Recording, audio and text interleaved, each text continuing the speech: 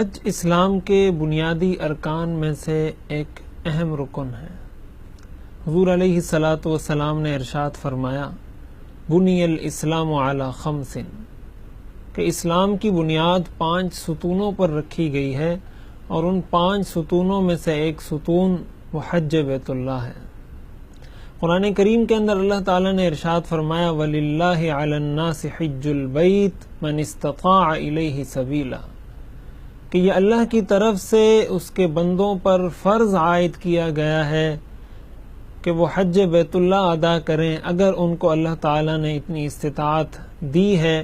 کہ وہ یہ حج کر سکیں۔ قرآن کریم میں اللہ تعالیٰ نے ارشاد فرمایا، وَأَتِمُّ الْحَجَّ وَالْعُمْرَةَ لِلَّهِ، ایک اور مقام پر ارشاد فرمایا، الحج اشہر معلومات۔ تو حج اسلام کا ایک بہت ہی بنیادی اور اہم رکن ہے، جو بیت اللہ پہنچ کر طواف کے ذریعے، سعی کے ذریعے، عرفات کے اندر وقوف کے ذریعے، رمی جمرات کے ذریعے ادا کیا جاتا ہے۔ حج کے اپنے مخصوص اعمال ہیں اور مخصوص دن ہیں، تو ان مخصوص دنوں میں یہ مخصوص اعمال جو کیے جاتے ہیں اس کو حج کہا جاتا ہے۔ حج اس شخص پر فرض ہوتا ہے جس کو اللہ تعالیٰ نے اتنی مالی استطاعت اور وسعت دی ہو کہ وہ اپنے جانے کا خرچہ، واپس آنے کا خرچہ، اور جتنا عرصہ وہ وہاں پر رہے گا اس دوران اس کے گھر والوں کے جو اخراجات ہیں، جو ضروریات ہیں، وہ اس سے پوری ہو سکیں۔ اگر کسی شخص کے پاس اتنا مال ہو، اتنا سرمایہ ہو، تو ایسے شخص پر حج فرض ہو جاتا ہے۔ اور عورت پر اس کے ساتھ ساتھ ایک شرط یہ بھی ہے کہ اس کے ساتھ جانے کے لیے کوئی محرم ہو یا اس کا شوہر ہو۔ محرم کا مطلب جس سے اس کا نکاح نہیں ہو سکتا، مثلا اس کا بیٹا ہے، بھائی ہے، چچا ہے، ماموں ہے، بھتیجا ہے، بھانجا ہے، اور یا اس کا شوہر۔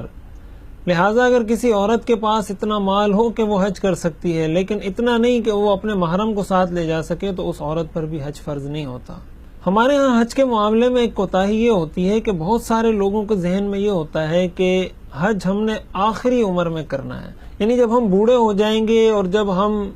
بالکل سارے کاموں سے فارغ ہو جائیں گے اور ریٹائر ہو جائیں گے، اس کے بعد ہم حج کریں گے، حالانکہ ان پر حج فرض ہو چکا ہوتا ہے۔ تو پہلی بات تو یہ ہے کہ جب حج کسی انسان پر فرض ہو جائے، اب بلا وجہ اس کے اندر تاخیر کرنا انتہائی بے معنی بات ہے اور انتہائی خطرناک ہے،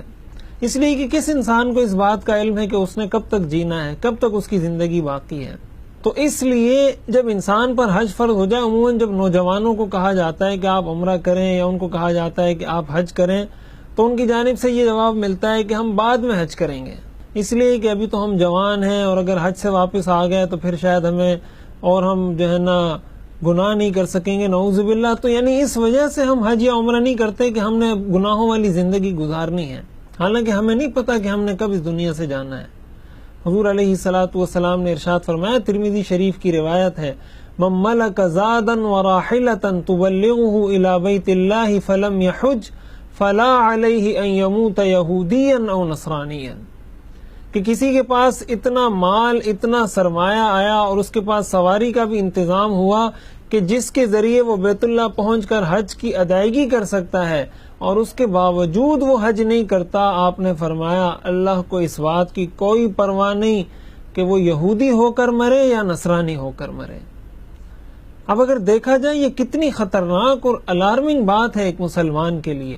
اور حقیقت یہ ہے کہ ایک سوء خاتمہ کی طرف یہ بات اشارہ کرتی ہے، گویا ایسے آدمی کا خاتمہ خطرے میں ہے۔ اور ظاہر ہے کہ ہم سب یہ بات جانتے ہیں کہ انسان کے اعمال کا دار و مدار وہ خاتمے پر ہے۔ حضور علیہ الصلاۃ والسلام نے فرمایا، انما الاعمال بالخواتیم، کہ اعمال کا دار و مدار خاتمے پر ہے۔ تو گویا فرض حج نہ کرنے والے کو ایک طرح سے اس بات سے متنبہ کیا جا رہا ہے کہ کہیں ایسا نہ ہو کہ یہ حج کا فریضہ چھوڑنا اس کے برے خاتمے کا سبب بن جائے۔ اس لیے ہمیں پہلے سے ہی اس کی تیاری کرنی چاہیے، اور ہمیں خود اپنا احتساب، اپنا جائزہ لینا چاہیے کہ اگر میرے پاس اتنا سب کچھ ہے اور میں اس کے باوجود حج نہیں کر رہا، تو میں بہت بڑے خسارے میں ہوں، بہت بڑے گناہ میں ہوں۔ اور ظاہر بیت اللہ اللہ کا وہ گھر ہے، اس زمین کا وہ مکان، وہ جگہ ہے کہ دنیا میں سب سے پہلے جو گھر بنایا گیا وہ اللہ کا یہ گھر تھا، ان اول بیت وضع للناس للذی ببکۃ مبارکہ،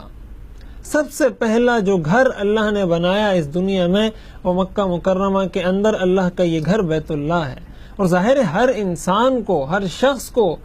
اپنے گھر پر غیرت آتی ہے، وہ اس کی تعظیم چاہتا ہے، وہ چاہتا ہے اس کا احترام کیا جائے۔ تو اللہ تعالیٰ نے انسانوں کو یہ بیت اللہ دیا ہے، اپنا گھر زمین پر بنا کر ان کے روحانی جذبات کی تسکین کا سامان فراہم کیا ہے۔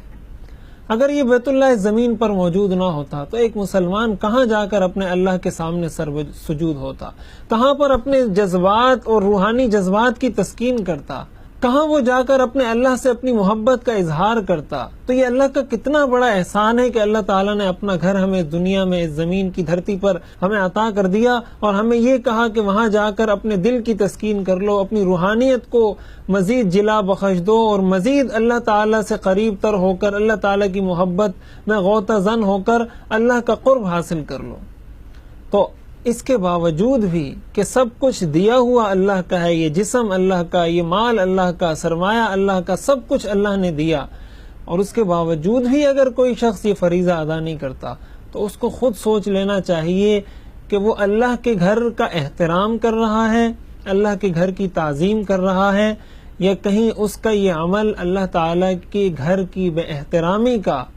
اور اس کی بے تعظیمی کا سبب تو نہیں بن رہا۔ ہمیں اپنے اس رویے پر غور کر کے اپنا جائزہ لینا چاہیے۔ اللہ تعالی ہمیں عمل کی توفیق عطا فرمائے۔